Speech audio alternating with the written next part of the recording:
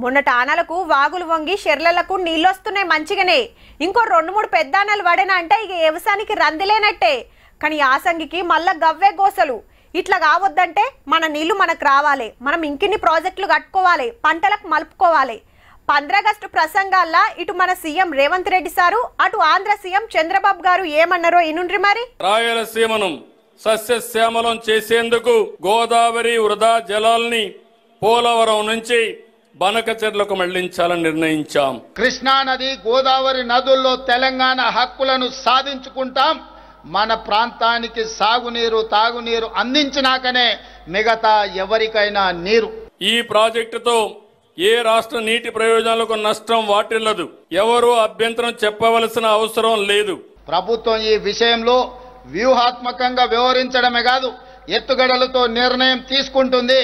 ఎవరు ఎత్తులేసినా ఆ ఎత్తులను చిత్తు చేసి వరదలు వచ్చినప్పుడు ఎగువ రాష్ట్రాలు నీటిని విడుదల చేస్తే దిగువ రాష్ట్రంగా ఆ నష్టాలను, కష్టాలను భరిస్తున్నాం. దిగువ రాష్ట్రంగా అదే వరద నీటిని వాడుకుంటామంటే అభ్యంతరాలు ఎందుకని అడుగుతున్నా. తెలంగాణకు రావాల్సిన వాటాను సాధించి ఎవరి ఒత్తిడికి లొంగేది లేదు, ఎవరి ఆరోపణలకు బెదిరేది లేదు. మన వాటాల సాధనలో రాజీ పడే సమస్యనే లేదు.